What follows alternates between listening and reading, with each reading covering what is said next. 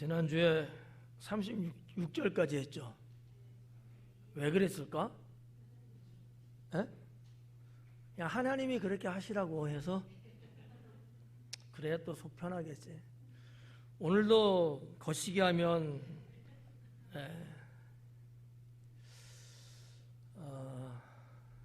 이 1시간이 넘는 내용인데 여러분과 저하고 소통이 잘 돼야 아주 깔끔하게 넘어갈 수 있는데 안 되면 시간이 너무나 많이 길어져 갖고 어렵죠. 오늘도 오전 예배 때는 42절부터 44절까지 했어요. 1시간. 그러면 이제 2시간 해야 되거든. 아, 골치 아프다. 근데 뭐 걱정할 건 없어요.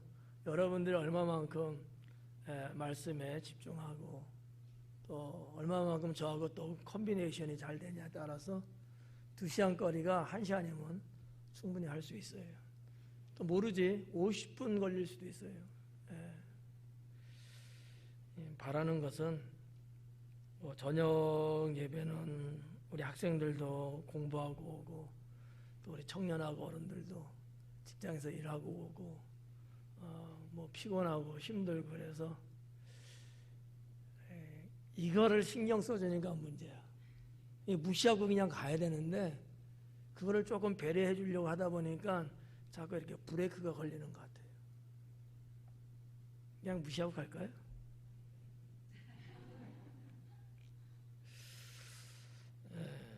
자, 아무튼 오늘 37절부터 포인트만 짚으면서 강의하도록 하겠습니다.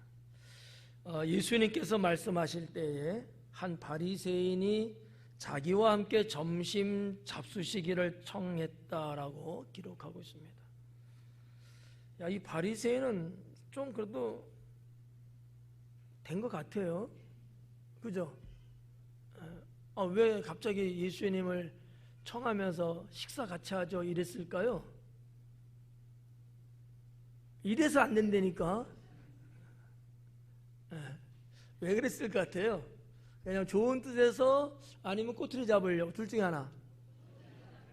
꼬투리 좋은 쪽에서 꼬투리 잡으려고 이렇게 바리새인은 쓸데없는 욕을 먹고 있어요. 근데 사실 여기 있는 이 바리새인은 어떻게 보면 예수님을 좀 더 근접한 관계 속에서 상대하고 싶었던 것이 있었을 것 같아요. 물론 다 바리새인이에요. 근데 바리새인이 무조건 다 뭐 신앙이 잘못되고 또 하나님 앞에 죄 짓는 이런 사람들이지는 아니라 그랬죠. 그들 중에서도 경건한 사람들이 있다는 거 여러분들이 오해하면 안 돼요. 있다고 보셔야 돼요. 근데 예수님은 이 바리새인을 전체적으로 보고 있는 거예요. 그러니까 개인 바리새인은 예수님을 식사 대접하면서 뭔가 말씀을 듣고 조금 어떻게 보면 잘 보이려고 하기도 하고 어떤 친근성을 나타내려고 했던 의도가 분명히 있어요. 그런데 예수님이 바리새인에게 하시는 말씀의 이 바리새인의 개념은 이 한 사람을 놓고 하시는 말씀은 아니고요. 전체적인 바리새인을 대상으로 하시는 말씀이에요. 이런 면에서 조금 이 연결성? 여기 좀 안 맞을 수는 있어요. 근데 요거는 여러분들이 아셔야 돼. 개인 바리새인의 그런 어떤 의도 나쁜 건 아니에요.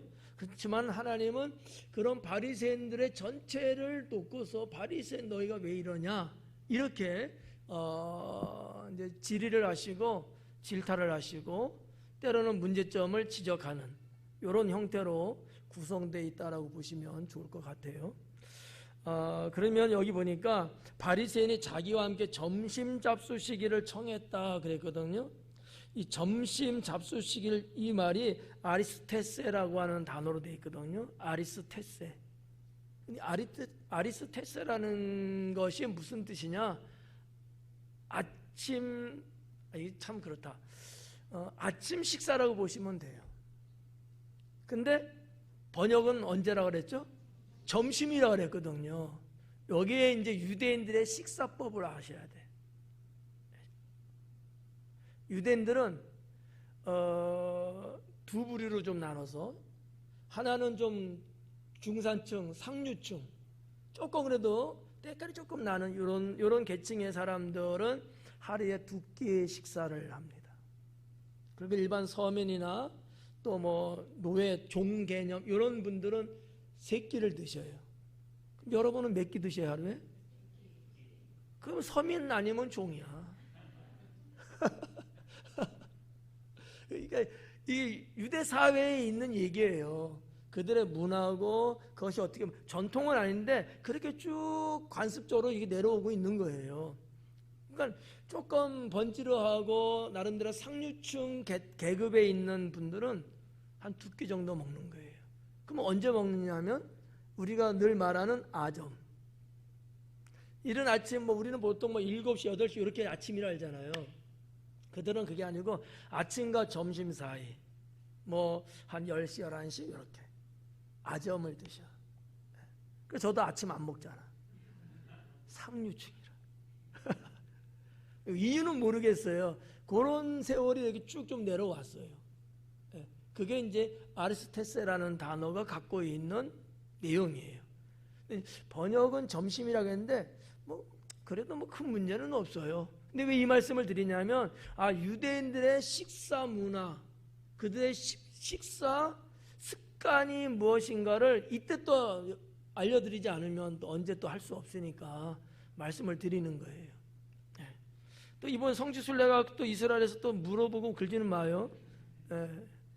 곤란하니까. 그래서 하여튼 그렇게 보고 그 다음에 점심이 이제 아점이 있고 그러면 또 점저, 우리 스타일로 말하면 점저가 있는 거예요. 그것이 이제 한 끼 있고 요것이 한 끼, 이렇게 2끼가 있는 것이라고 보시면 되겠고요. 그래서 이제 점심 식사하기를 청했는데 들어가서 앉으셨더니 그래요. 그러니까 예수님은 사람의 심령을 알잖아요. 저 바리새인이 나를 식사의 자리에 청했다?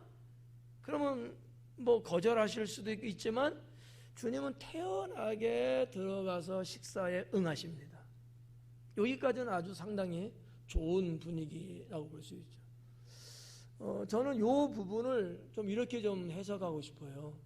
예수님이 왜 그러셨을까? 여러 가지 있지만 핵심적인 건 뭐냐? 복음적이셨다라는 거죠. 사실 뭐 죄인이라고 불러지는 사람들, 창녀라고 불려지는 사람들, 세리라고 불려지는 사람들, 이 사람들은 전부 다 국민으로부터 배척당하는 부류의 사람들이었거든요. 반면에 또 하나의 부류는 이 바리새인들이었어요. 그러니까 어떻게 보면 서로가 그런 시각을 갖고 있는 거예요.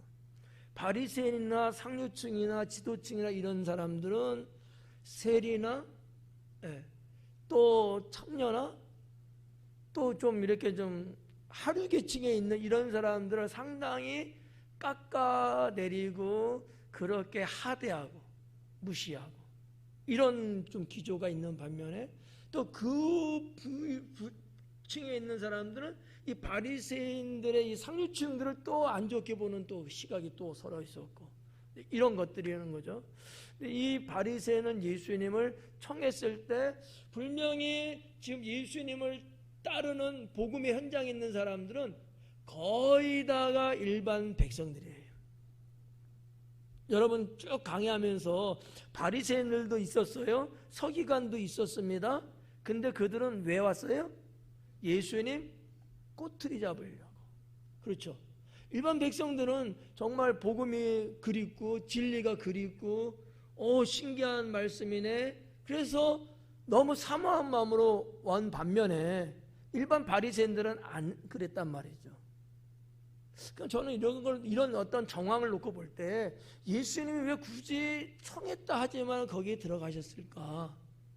그거는 그에게 복음을 전하기 위한. 그러니까 복음 앞에는 특정한 대상이 없는 거예요. 이런 자에게도 복음이 필요하고 저런 자에게도 필요하고 서로가 보는 각도가 서로가 다 죄인이야. 서로가 다 못돼 먹은 거야.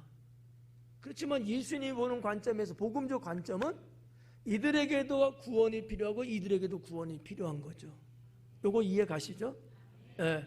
그렇다면 오늘날 우리들도 그렇게 살아야 되지 않겠냐라는 거죠. 내가 그냥 누구는 획일적으로 이렇게 선 긋고 누구는 찍 긋고, 이 사람은 절대 안 돼, 이 사람한테 왜 가, 이러면 안 된다는 거예요. 세상 사람이, 때론 내 주변 사람들이 누구에 대해서 그렇게 혹 평가하고 말한다 할지라도 우리는 주님의 복음적 차원에서 언제든지 그들에게 갈 수 있어야 되고, 여기까지 좀 여러분들이 말씀으로 받아들이면 좋겠다. 가능한 거죠? 그래서 38절에 보니까 잡수시기 전에 손 씻지 아니하심을 그 바리새인이 보고 이상히 여기는지라 그래요. 여기 이제 브레이크 걸린 거야. 바리새인은 식사하기 전에 손 씻었을까요? 안 씻었을까요? 왜요? 관습이어서. 간습이긴 하지만 간습 이전에 이렇게 하는 것이 경건하게 사는 거라고 바리새인들은 여겼어요.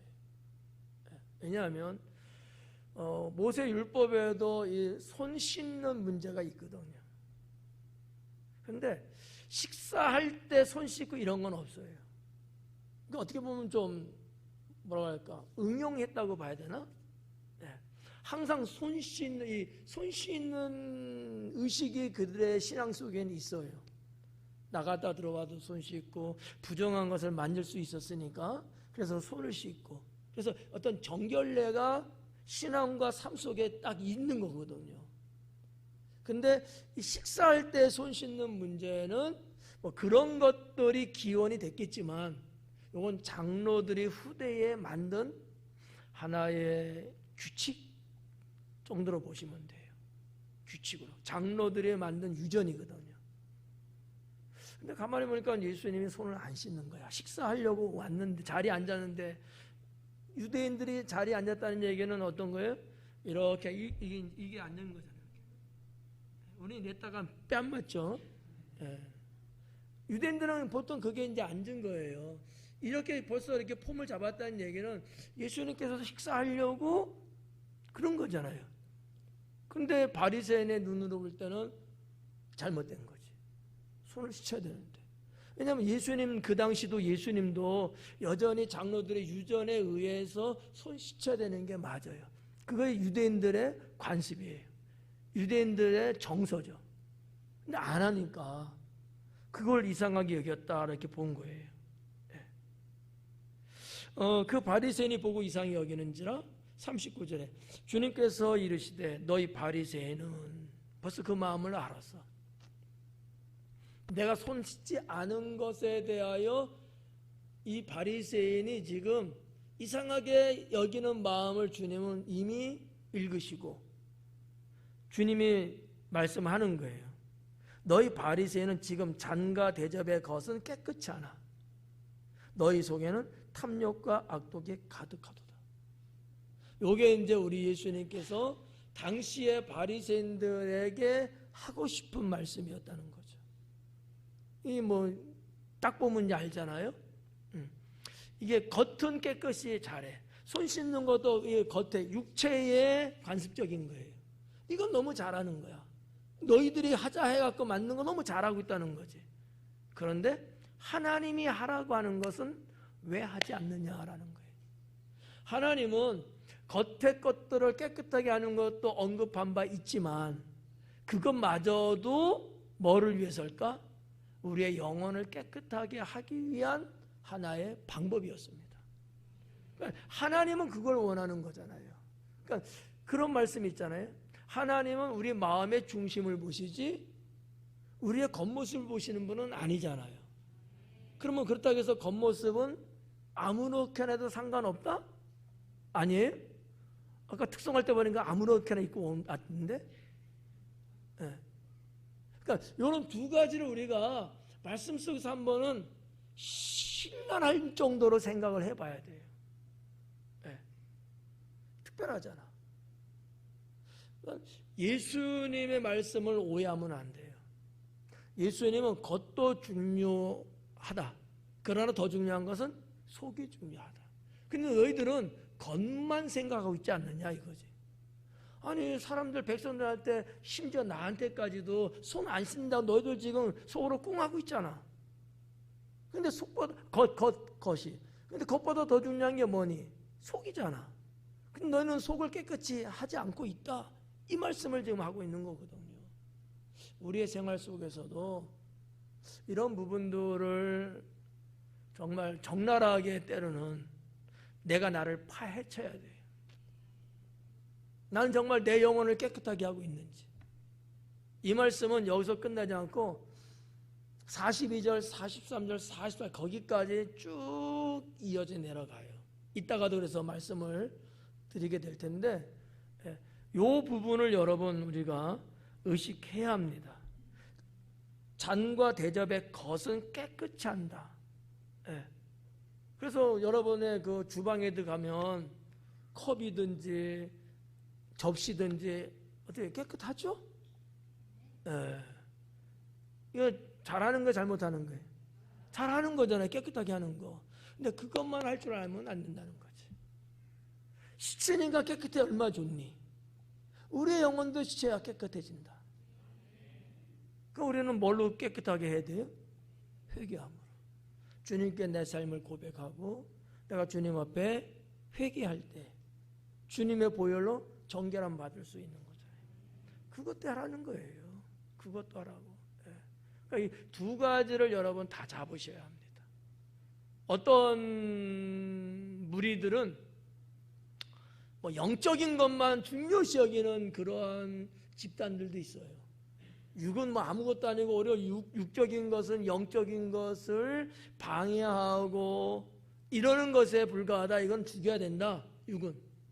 그리고 영이 중요하다. 이렇게만 말하는 이단 집단들도 있거든요. 여기에 여러분 빠지면 안 돼요. 하나님은 언제나 양쪽을 다 중요하게 여기셨어요. 그래서 이런 부분. 그래서 형식이라는 것이 형식적으로 살면 안 되지만 그러나 형식이라는 것이 결코 나쁜 것은 아니다 라는 거예요. 이해가요? 예. 왜냐하면 그런 거를 통해서도 우리의 마음의 중심이 하나님을 향하고 우리의 영혼이 또 그런 걸 통해서 더욱더 정결해질 수 있는 방법이거든요. 예. 그런 거. 그래서 예식이든 형식이든 행정이든 어떤 모양새든 이런 게 다 중요한 거야. 여러분 한 예로 이 머리카락을 아무렇게나 흐트리고 나온 거야. 이거 뭐 형식이니까 뭐 그 중요하겠어. 마음만 서 있으면 되지. 이렇게 생각하면 어떻게 되죠? 맞나요? 그건 아니에요. 우리의 육신도 하나님 앞에 정결하고 주님 앞에 바로 서 있을 수 있게끔 내가 준비한 것은 육만이 아니고 그럴 때 우리의 심령도 그렇게 되는 거거든요. 그게 중요하다는 거야. 제가 여러분 아무렇게 덕지덕지하고 여기 섰다고 생각해봐. 그 꼴 여러분 보시겠어요? 아니잖아. 네. 그러니까 나올 때도 거울 한번 보고 좀 흐트러졌으면 좀 맵시는 아니지만 하여튼 좀 매만지고 말이죠. 이렇게 나온단 말이에요. 조금 전만 해도 제가 다른 옷 입었거든요. 예배 드리러 오니까 예배 드리는 복장을 갈아입고 지금 올랐단 말이지. 어떻게 생각하세요? 여러분만 그래, 저만 그래야 돼요? 여러분도 그래야 돼요? 알면 행하면 되지. 이 것이라고 하는 것 자체가 어떻게 보면 내 영혼을 주님께 더 바로 설 수 있게끔 해주는 역할을 한다. 무시하면 안 된다. 그러나 겉만 이렇게 챙기면 이건 정말 잘못된 거다. 중요하기는 속이 더 중요하다. 이렇게 정리를 하고 넘어갈게요. 그래서 이제 예수님은 39절에서 잔과 대접의 겉은 깨끗이 하는데 너희 속에는 탐욕과 악독이 가득하다. 너희 마음 안에는 탐욕과 악독이 가득하대요. 야, 탐욕과 악독. 이 탐욕이라는 단어는 이 할파게라는 단어로 되어 있는데 이게 뭐냐면은 강탈이라는 뜻이에요. 강탈. 탐욕이라고 번역됐어요. 번역해도 괜찮긴 한데 그 탐욕의 실제적인 게 뭐냐? 남의 것을 빼앗은 강탈이라는 거죠. 이게 너희 마음속에 있다는 거야. 당시 바리새인들의 실생활을 정확하게 주님이 찝으신 거예요. 제가 지난 시간에도 그런 말씀 드렸거든요. 바리새인들이 가난하고 힘없고 이런 백성들의 것을 착취하고 그런다고 그랬잖아요. 그거를 지금 예수님이 말씀하고 있는 거예요. 그래서 주님이 쓰신 이 단어 자체가 정확하게 하신 거예요. 할파게. 너희가 강탈하고 있다. 여러분 누가복음에 나오는 앞으로 한 몇 달 후에 하려는지 모르겠지만 삭개오는 어때요? 뭐라고 그랬어요? 그가 뭘 한 거예요? 백성들의 거? 토색했다 그랬잖아. 그게 강탈이에요.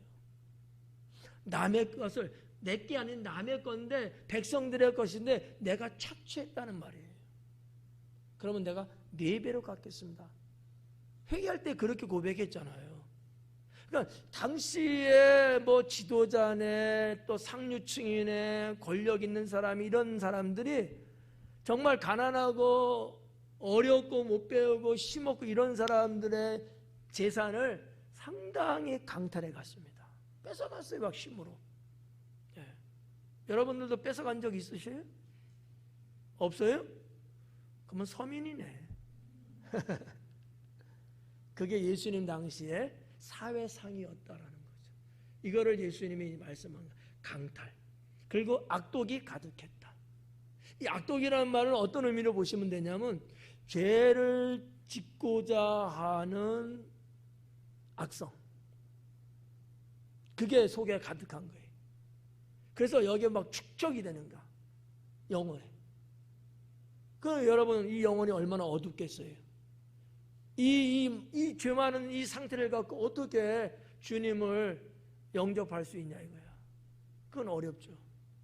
예수님의 이 39절의 이 말씀은 식사에 초대한 바리새인이 들었을 때는 아주 충격적이었습니다. 근데 사실은 예수님 이전에 누가 이런 말씀을 전했죠? 세례 요한이 광야에서 이런 것들을 외쳤다는 거죠. 그래갖고 이 지배계층들은 대단히 세례 요한을 싫어했죠. 물론 헤롯 왕도 싫어했고요. 그래서 죽이는 거예요. 왜? 자기들의 치부를 자꾸 이야기하고 백성들이 모르는 것인데도 그것까지도 들춰내고 막 이러니까 얼마나 부담됐겠어요. 그러니까 세례 요한이 와서도 이런 말씀을 했지만 예수님 역시 이와 같은 말씀을 하면서 바리새인의 죄가 뭐냐라는 것을 깨닫기를 원하는 그런 주님의 마음인 거죠. 자, 넘어갈게요. 40절에 어리석은 자들아 겉을 만드시니가 속도 만들지 아니하셨느냐. 요 대목은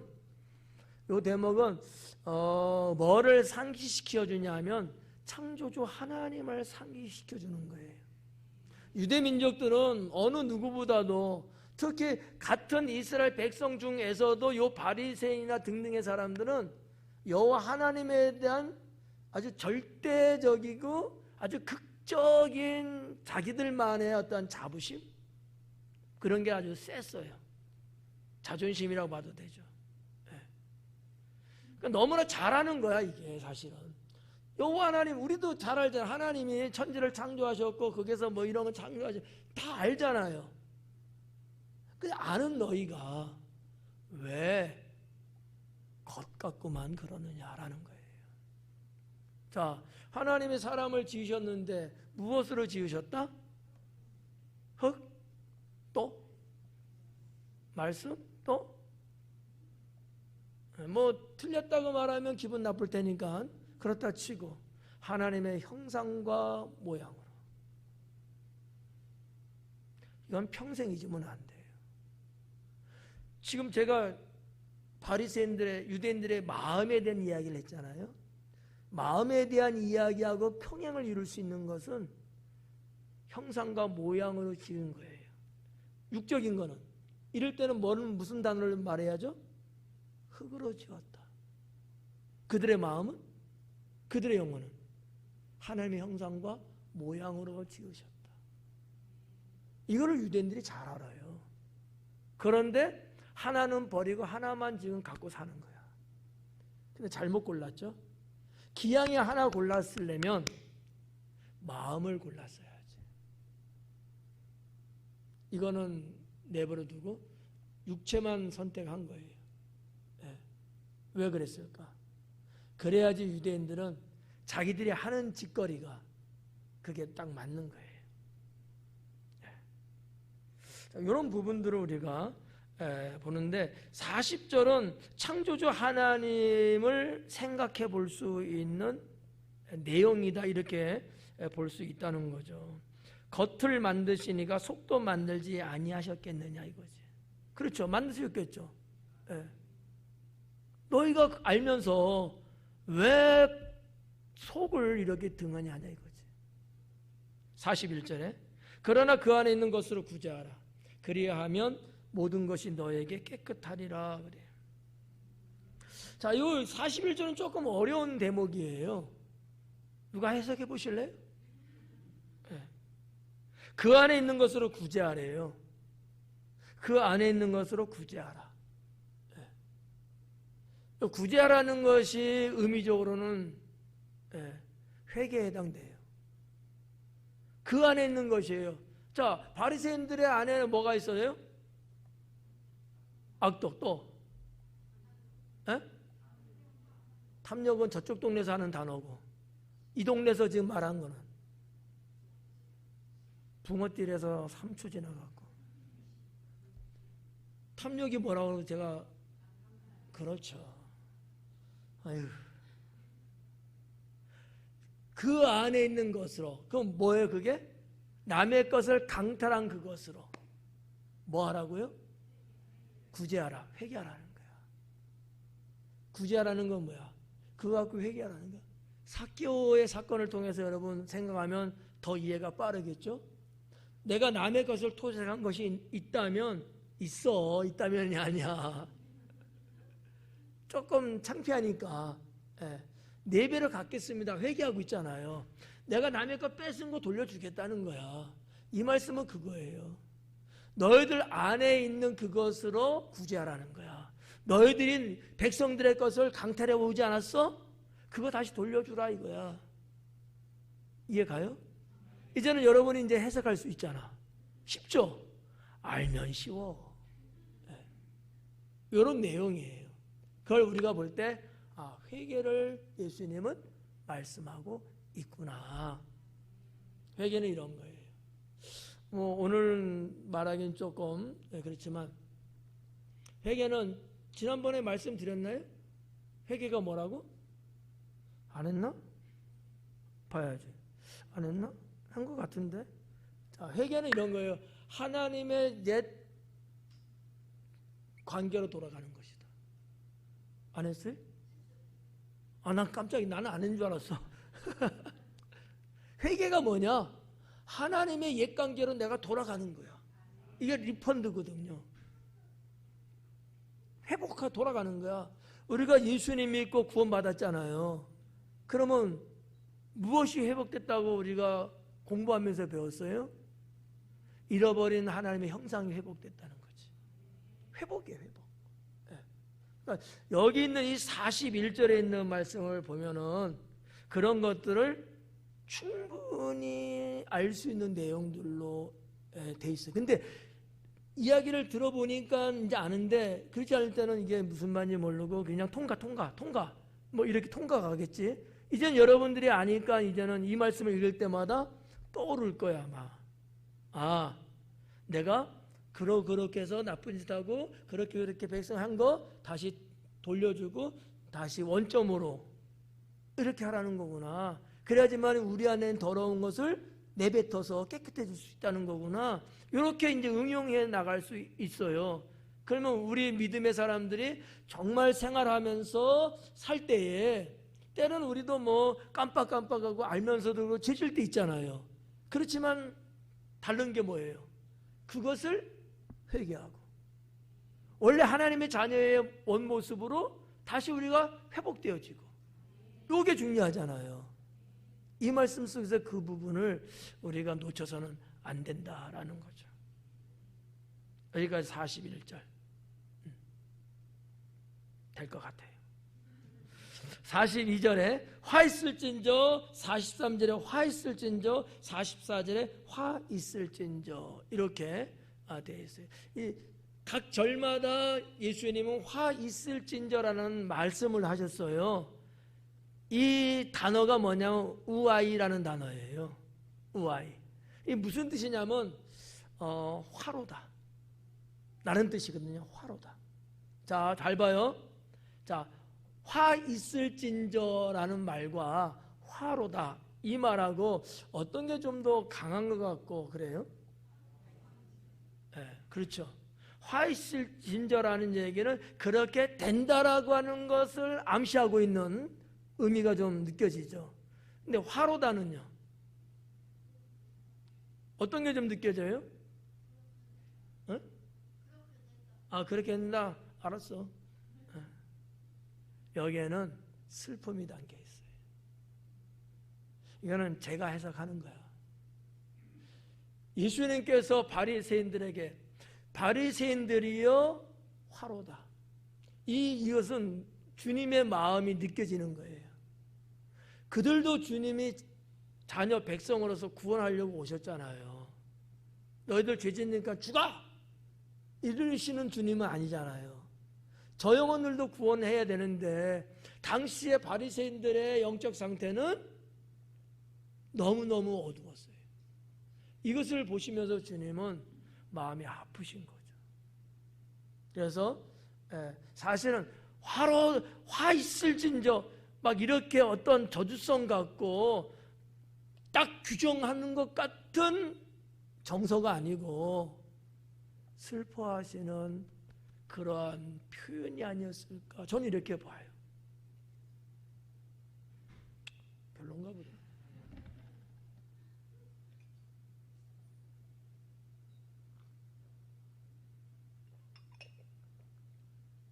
오전 예배 때는 반응 괜찮았는데 내가 아직 젊어서 좀 그런가 보다. 네. 그런 부분을 우리가 한번 보자는 거지. 그러면 우리도 내 마음엔 좀 안 들지만, 내가 볼 때 문제가 있지만, 건건마다 속색이고 말썽 피우고는 있지만, 그런 사람을 볼 때, 그런 애들을 볼 때, 그런 여러분의 자녀들을 대할 때 나가 죽어 이놈아, 이게 좋겠어요? 엄마 마음 너무 아파, 이게 좋겠어요? 전자 후자? 구려. 우리도 그렇거늘 우리 주님은 어떻게 했냐라는 거지. 또 우리의 그런 모습이 있어요, 없어요? 그런 우리를 주님이 보실 때 너는 심판받아, 이런 마음이시겠어요? 아니면 내 마음이 너무 아프다, 이러시겠어요?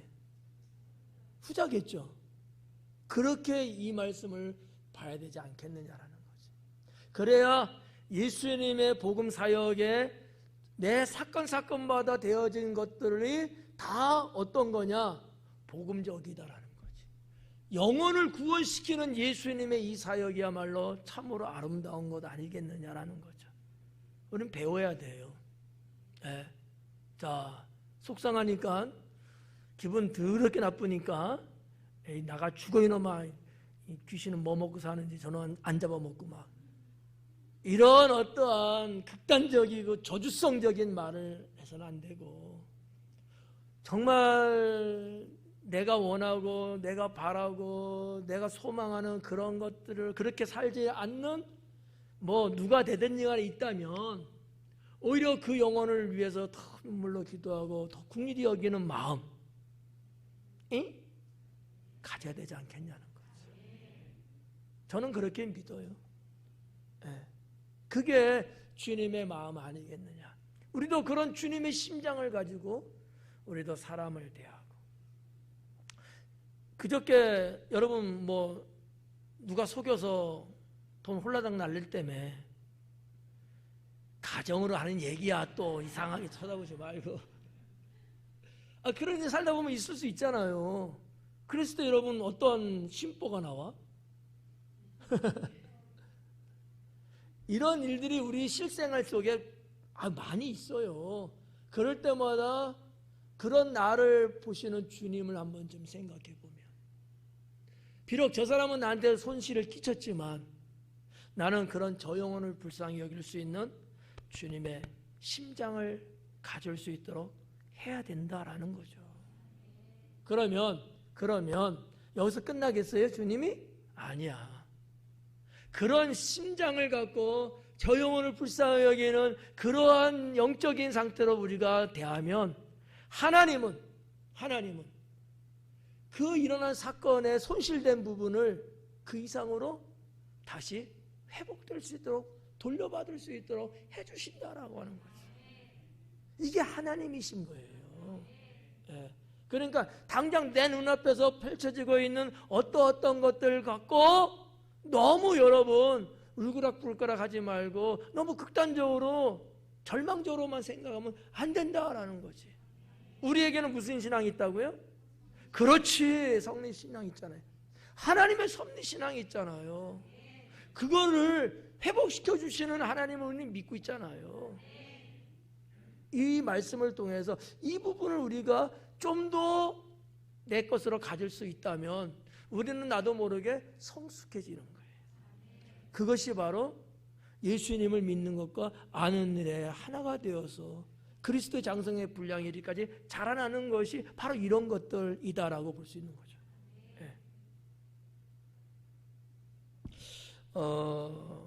그래서 이 바리새인을 향하여 화로다.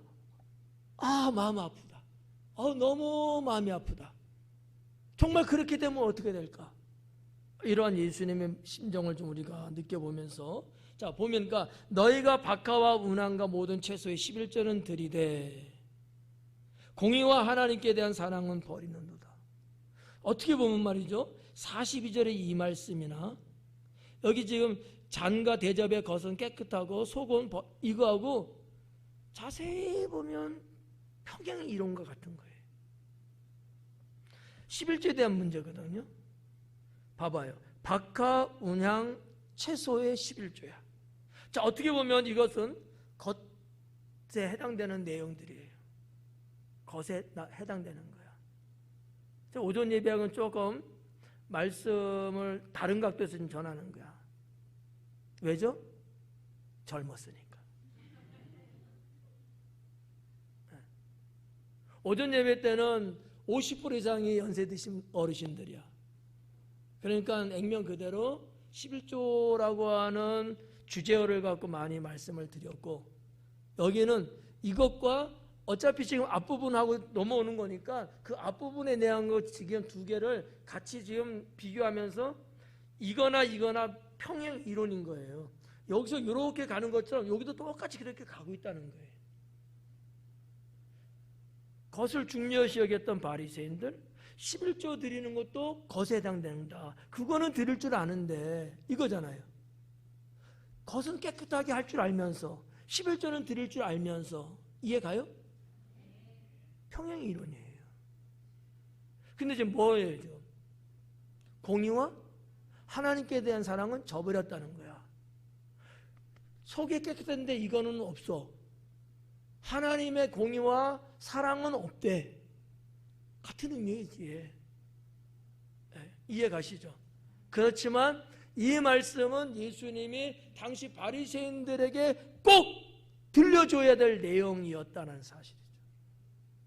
그러나 큰 의미를 볼 때는 외식에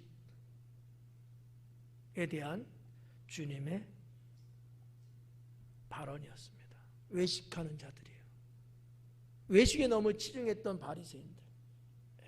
이 부분인데, 자 다시 42절 들어갈게요.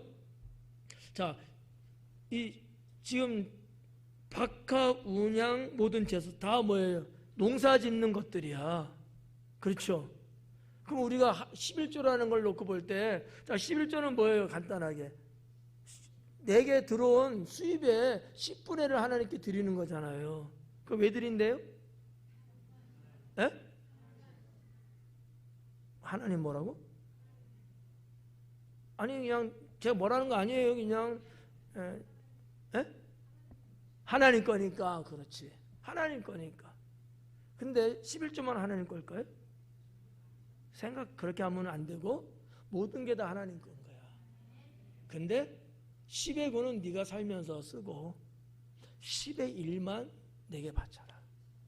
근데 왜 그렇게 바치냐고, 왜 바치라고 하는 걸까요? 하나님과 관계를 유지시키려고. 하나님과의 관계의 유지예요.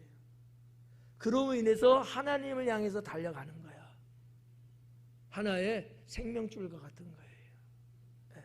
자, 그렇다고 보면 11조 하는 사람들은 믿음 좋다고들 그러잖아요. 저는 그렇게 안 봐요. 그저 기본적인 거 했을 뿐이다라는 거죠. 여러분도 그렇게 생각하시지 않겠어요? 그냥 보편적으로는 11조인데 그럴 필요는 없다. 그건 하나님 것인데 하나님 주신 축복에 감사해서 하나님의 말씀하신 대로 10의 1을 드리는 거야. 이거를 통해서 하나님 관계가 유지해 나가는 거야. 그리고 하나님은 거기에서 뭐라 했어요? 축복을 약속하신 거잖아요. 더 우리의 삶을 풍요롭게 해주시는 거예요, 여기에. 그게 이제 11조인데 채식이야. 농산물이야. 우리 교인들은 농사하는 분이 이렇게 이것도 안 돼. 이렇게 어떻게 여러분, 우리 박 집사님하고 이지동 집사님 두 분이 농사 짓고 없지. 그 다음에 우리 직접적인 건 농산물의 11조들 들으셔야 돼.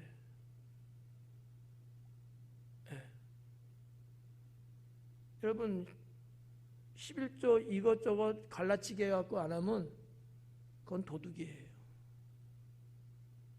직장에서 봉급받아서 이거는 11조 할 줄 알아. 의뢰 그냥. 근데 모든 것의 수입은 하나님께 10회를 드리는 거. 성경이죠. 그게. 심지어는 여러분 뭐까지 말씀하셨대요? 첫 열매는 내 것이라. 그랬잖아요. 그래서 우리 특히 젊은 우리 청년들이 직장생활 처음 하면서 첫 봉급 받은 거는 다 하나님께 드리잖아요. 첫 열매가 하나님 거라고 했듯이 10일도 하나님 거라고 했거든. 똑같아요. 근데 이거는 이 시대가 그런 것을 대단하게 보게끔 만들었지만 대단한 건 아니야. 어느 일부만 드리는 정도밖에 안 된다는 거지. 이 신앙을 우리가 이제 다들 갖고 있는데, 여기 지금 예수님의 지금 강조점은 뭐예요? 그런 건 할 줄 안다는 거지. 잘못됐다는 거예요? 아니면은 하고 있는 것을 인정해 주시는 거예요? 인정해 주고 계시는 거예요. 근데 그것만 하면 된다 안 된다? 안 된다는 거야. 너희가 그런 거는 할 줄 아는데 왜 하나님의 공의와 사랑은 베풀지 않고 있느냐라는 거잖아요. 똑같아요. 공의는 액면 그대로 공의고, 이 하나님께 대한 사랑이라고 번역이 됐는데 헬라 성경에는 하나님의 사랑이라고 되어 있거든요. 하나님께 대한 사랑은 뭐야? 내가 하나님께 대한 사랑이야. 이거하고 하나님의 사랑, 내가 하나님께 받은 그 사랑, 이 사랑을 베풀라는 거예요. 물론 이제 이것을 좀 의역을 하면 하나님께 대한 사랑을 내가 하면은 이렇게 수식어를 쓸 수도 있겠지만 어렵고 복잡해. 성경 원어대로 하나님의 사랑을 베풀어야 되는데 안 베풀었다는 거거든요. 여기 저버리는 도다라는 단어로 되어 있는데 이 무슨 뜻이냐면 소홀히 하다라는 뜻이에요. 소홀히 했대요. 안 했다는 건 아니야. 사랑도 베풀고 공의도 행했대. 근데 소홀히 여겼대. 값어치 있게, 진가 있게, 생명처럼 여기고 정말 잘 의식하고 그거를 온전히 하고 이래야 되는데 그러지 않았다는 거예요. 깜빡깜빡 잊고 때로는 그냥 건너뛰고 막 이랬대. 영적인 치매인 거야. 오늘 아침 건강 프로그램에 치매 나오더만. 응? 깜빡깜빡한 거야. 아니 당연히 우리의 일상생활 속에서 의를 행하고 하나님 사랑을 나타내 보이고 이렇게 살아야죠. 이거 봐. 아멘 안 하니까 9시까지 가야 돼. 그래야 되는 거 아니에요? 네. 근데 그거를 깜빡깜빡하고 자꾸 놓쳤대. 왜? 뭐 여러 가지 이유가 있겠죠. 세상에 신경 쓰니까, 자기들의 이권을 탐하니까, 뭐 이런 등등으로 이거를 해야 되는데 안 하는 거야. 아까도 봤잖아요. 강탈했대잖아요. 아니 오히려 나눠주고 베풀고 이래야 되는데 불구하고 거꾸로 뺏어갔대. 훔쳐갔대. 네. 소홀히 했다는 거예요. 소홀히 했다. 우리도 하나님 믿으면서 믿음으로 살려고 하고 깨 있으려고 하고 여러 가지 영적인 그런 노력들을 하잖아요. 근데 가끔씩 뭐예요? 깜빡깜빡해. 전멸등이야. 네. 그러면 안 된다는 거지. 바리새인과 똑같은 거예요. 바리새인. 우리 뭐 그냥 상식적으로 그냥 통념적으로 그냥 바리새인 하면은 벌써 그냥 날카로워갖고 아유 저 뭐 신앙도 없고 이렇게 생각하는 성향들이 있는데 그게 바로 나야. 그게 나야. 하나님이 내 앞에 펼쳐지는 이 세상에 이런 것들이 있는데 우리는 그런 걸 다 무시하고 다 나 모르는 척하고 이렇게 산단 말이야. 이게 소홀히 하고 있는 것 아니겠어요? 이거를 성경학자들은 저버렸다라고 번역을 한 거예요. 저버렸대요. 이렇게 내쳤대. 나 몰라. 내가 왜? 이런 식으로 깡그리 무시했대요. 우리는 이런 부분을 보면서 당시 예수님이 이와 같은 백성들을 볼 때 얼마나 마음이 아프셨을까. 원래 하나님의 자녀들이고 하나님의 백성으로서 하나님의 의와 사랑의 삶을 살아가야 됨에 불구하고 그러지 않고 저렇게 엉뚱하게 육신의 삶을 살고 있으니 구원하시고자 오신 예수님 볼 때는 얼마나 속이 아프시고 쓰리셨을까. 우리는 이런 말씀을 보면서 배워야 된다. 배워야 된다. 강해해드리는 이유는 이런 것 때문에 하는 거예요. 42절은 그런 내용입니다. 그래서 뭐 앞에 뭐 박하, 운양, 뭐 채소의 11조 이런 내용도 있고 또 반의적으로 또 공의와 하나님께 대한 사랑 이 말씀도 있지만 아무튼 이 42절의 말씀을 우리가 보면서 뭐가 중요한 것인가를 좀 정리를 하면서 하나님을 믿어가면 참 좋겠습니다. 43절에 보니까 화 있을진저 너희 바리새인이여 너희가 회당의 높은 자리와 시장에서 문안받는 것을 기뻐하는도다 그래요. 여기 두 가지 말씀하셨네요. 회당의 높은 자리. 원어적으로 좀 보면 최상의 자리라고 번역을 할 수도 있고 최상의 자리. 가장 돋보이는 자리 뭐 이런 것들이겠죠. 높은 자리라고 했어요. 당시 예수님 당시에 정말로 회당에는 그런 자리가 있었을까? 예, 있었어요. 성지순례 가면 제가 오전 예배 때 그런 말했는데 고라신이 있나 없나 제가 헷갈려. 기억이 안 나.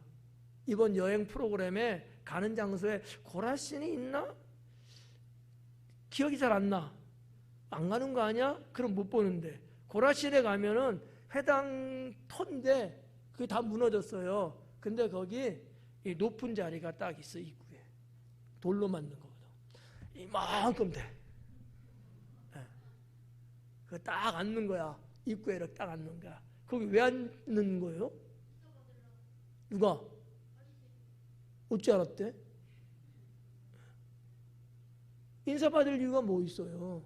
오히려 인사해야지. 그렇잖아. 좀 이렇게 백성들이 들어오면 어서 오십시오. 어떻게 지내셨습니까? 지난날 별거 없었죠? 인사를 하는데 높은 자리에서 인사할 필요가 있어요? 아니잖아. 그냥 이렇게. 근데 의도적으로 높은 자리에 앉은 거야. 거기다 의자 놓고 인사받는 거야. 그럼 이렇게 인사해야 돼요. 평안하셨는지요? 이런 식으로. 이거를 의도적으로 받는 거예요. 예수님이 그거를 지적하신 거죠. 너희는 높은 자리에서 인사받으려고 하고 있다. 이거예요. 예수님이 뭐라고 했죠? 내가 섬김을 받으려고 온 것이 아니요 도리어 섬기려고 왔노라. 예. 근데 당시에 이 바리새인과 종교 지도자들은 그게 아닌 거예요. 정반대인 거야. 예. 까불면 죽어. 인사해. 빨리 해. 뭐 이런 거 같이. 예. 근데 성전 그 회당에서만이 아니고 이 시장에서도 문안 받았다는 거예요. 이 아고라라는 단어거든요. 아고라. 아고라는 말은 광장이에요. 시장이라고 번역되기도 하고 광장이라고 번역돼요. 예. 왜냐하면 늘 상설 시장이 아니고 이렇게 때마다 열리는 시장인데 그럼 평소에는 광장으로 써요. 그냥 광장이야. 그래서 우리도 5일장, 당진도 5일장 하잖아요. 그러면 장 쓰잖아. 마찬가지로 광장에 이 물건 파는 사람들이 이렇게 장을 세워요. 이런 거야. 근데 없을 때는 거기서 사람들이 동네 사람들이 만나서 이야기도 나누고 안부도 묻고 때로는 이렇게 말씀도 전하는 사람도 있고 토론하는 경우도 있고 또 시민 재판처럼 또 그런 일을 또 가는 경우도 있고 이제 이런 것들이 이제 아고라에서 있는 일이거든요. 거기서 문안을 받는다는 거지. 근데 바리새인들은 말이죠. 옷 입고 있는 옷도 남달라요. 저기 멀리서 와도 딱 대번에 알 수가 있어. 옷 자체가 달라. 색깔이 좋아. 그냥 허름하고 일반 백성들이 있는 그런 게 아니에요. 예수님 당시만 해도 이게 고고학적으로 발견된 걸 보면 그 비단 옷도 그 당시에 있었다는 거죠. 실크. 그리고 그 원색의 옷감들로 물들인 그런 옷들을 돈 있는 사람, 지위가 높은 사람들은 입었어요. 바리새인들도 아마 대체적으로 그렇게 겉옷을 입었을 거예요. 겉옷. 그 겉옷이 어느 정도냐? 밑자락에 바닥에 끌려서 쓸리듯이. 딱 보면 알아. 나도 그런 옷 안 입어봤는데 대본에 아는 거예요. 그러면 우리가 백성들 예를 들어서 민정 시찰하듯이 인사로 다니는 거 같으면 그러지 않을 텐데 걸어 다니는 거야. 그러면 또 아랫사람이 아이고 오셨어요. 어떻게 떡볶이 하나 그냥 드릴까요? 막 이러는 거지. 이런 대접을 받고 싶은 거예요. 예수님의 관점에서는 그것이 죄악으로 보여진 거죠. 그러면 안 된다는 거죠. 네. 하나님 나라는 섬김 받는 나라가 아니다. 섬기는 나라다. 43절이 그 부분을 지금 말씀하고 있는 거고요. 근데 여기 보니까 너희가 회당의 높은 자리와 시장에서 문안 받는 것을 뭐한다? 기뻐하는도다 그래요. 기뻐하는도다. 이 기뻐하는도다 돼 있는 게 이게 아가페테라는 단어거든요. 무슨 얘기냐면 사랑하고 있다라는 얘기야. 그렇게 인사받고 대접받는 것은 사랑한대. 여러분 사랑해 보셨죠? 어떻게 좋아요 안 좋아요? 엄청 좋잖아. 최상급을 좀 써봐요. 엄청 좋아요. 그러니까 인사받는 걸 엄청 좋아했다는 거야. 즐겼다는 거야. 그냥 단순하게 기쁜 정도가 아닌 거예요. 여기 껍벅 죽은 거야 다들. 예수님이 이 단어를 썼을 때 그냥 썼겠냐는 거지. 당시의 상황에 적중할 수 있는 단어를 선택해서 썼다는 거죠. 그렇잖아요. 인사받는 걸 갖고 사랑한다는 단어를 쓰냐고. 우리 지금 번역된 것처럼 되게 좋아하더라 이렇게 쓰면 되지. 근데 예수님은 아니었다라는 거지. 그 부분이 주님이 당시 바리새인들의 잘못된 것에 대한 지적이었다는 사실이죠. 우리도 여러분 주님 사랑하고 사랑하는 성도들 사랑하고 하나님을 사랑 이런 건 해야 되지만 교만을 사랑하고 죄악을 사랑하고 거짓된 걸 사랑하고 이러면 안 되지. 우리가 연약해서 그런 죄를 짓기는 하지만 그게 우리가 사랑할 건 아니잖아요. 아멘 좀 해봐. 너무 심취했구나. 자, 이런 내용이 43절이고요. 여기서 우리가 이제 배울 것은 우리 기독교 신앙은 자기 부인하는 것이다. 그죠? 너희가 나를 따르려거든 자기 자신을 부인하고 자기 십자가를 지고 나를 쫓으라 그러잖아요. 이게 우리가 웬만한 기독교인, 웬만한 성도님들은 이 정도는 다 기본적으로 다 갖고 있잖아, 신앙을. 바리새인들은 그게 아니었던 거죠. 네, 그래서 하여튼 이런 부분들을 한번 여러분들이 체크 좀 이렇게 하시고요. 마지막 44절, 화 있을진저 너희요, 너희는 평토장한 무덤 같아서 그 위를 받는 사람이 알지 못하는구나. 자, 여러분, 평토장이 뭔 말이에요? 평토장. 뭐 대장, 뭐 반장, 뭐 이런 건가? 평토장. 이게 잘 안 쓰는 단어잖아. 네. 평토장은 뭐냐면 민자예요, 민자. 여기 평토장이야. 무덤을 우리나라 어때요? 봉분을 쓰잖아요.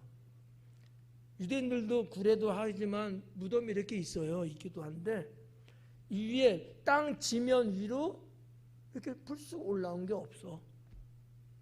그냥 이렇게 민자예요. 이게 평토장이라는 우리 한국 국어사전적인 거거든요. 네. 평토장이래. 그랬잖아요. 여기. 평토장한 무덤 같아서. 누가? 너희는. 비유적인 거예요. 너희는 평토장 같대.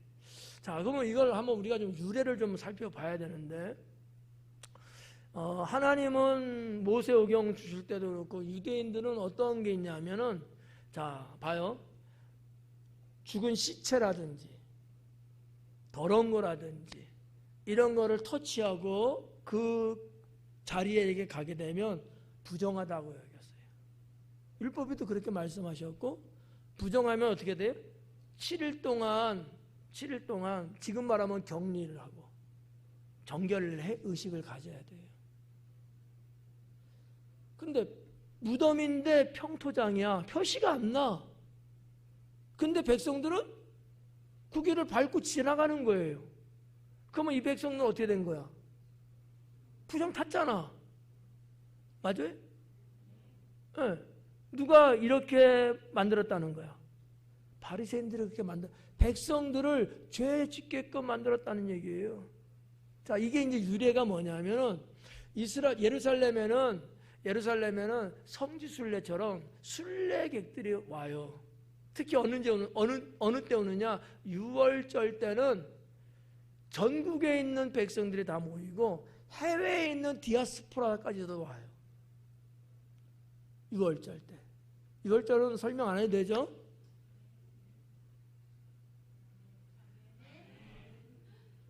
유월절 와. 그럼 순례객이 오는데 평토장에서 표시가 안 나잖아. 밟으면 안 된다 그랬잖아요. 그래서 당시에 거기에 횟가를 뿌리든지 칠을 해줬어요. 여기는 무덤이다. 그래서 그걸 비껴가게끔 이렇게 해줬는데 바리새인을 향해서 하신 말씀이 너희가 평토장한 무덤이라는 얘기야. 감이 와요? 안 오면 다시 해줄게 또. 무슨 얘기인지 되죠? 내 백성들이 무덤을 접해서 더러워지게끔 너희가 그렇게 했다는 거예요. 비유의 말씀이야. 바리새인들이 원래는 그러면 안 되고 오히려 그런 백성들을 잘 선도하고 하나님 뜻대로 살 수 있게끔 이렇게 지도해야 되는 게 맞잖아요. 근데 그게 아닌 거야. 백성들이 죄에 빠지고 더럽게 살게끔 너희들이 그런 짓을 했다는 거지. 44절의 말씀이에요. 그 뭐라 그래? 평토장한 무덤 같아서 그 위를 밟는 사람이 알지 못하. 모르지. 어떻게 알아? 그거 뭐 남바 쓴 것도 아니고. 그렇잖아요. 봉분이 있다느니 뭐 있으면 아는데 아무것도 없으니까. 그러면 유래대로 그거 좀 칠해줘야 되잖아. 여기 무덤입니다. 좀 돌아가세요. 이래야 되잖아. 안 하는 거야. 잘못된 것을 알 수 있게끔 해줘야 되는데 안 했다는 거야. 백성들을 무지에서 깨우치게 해줘야 되는데 안 했다는 거야. 하나님이 기뻐하지 않는 것은 돌아설 수 있게끔 해야 되는데 그걸 안 했다는 거야. 그 죄가 크지. 당시 바리새인들의 모습이 그랬다라는 얘기입니다. 오늘 여기로 끝. 2시간짜리를 1시간에 젊으니까. 그래서 오늘 44절까지 봤는데요. 하여튼 매 말씀을 준비하고 또 여러분과 같이 이렇게 또 공부하면서 정말 깨닫는 게 참 많습니다. 내 역할이 이런 건데 나도 평토장한 무덤같이 내가 사는 것은 아닌가. 저는 더구나 목사니까 그런 또 도전을 좀 느끼고요. 우리 성도들이 가서는 안 될 것, 죄 져서는 안 될 것, 피해갈 것, 거룩하게 할 것, 경건하게 살 것, 이런 부분들을 표시를 좀 이렇게 해주고 해서 불필요하게 쓸데없이 죄질 필요가 없잖아요. 이런 역할을 목사가 잘 해야 되겠구나라는 각오를 다시 한번 했답니다. 여러분도 각오 되시죠? 안 되면 2시간 가야 돼요. 기도하겠습니다.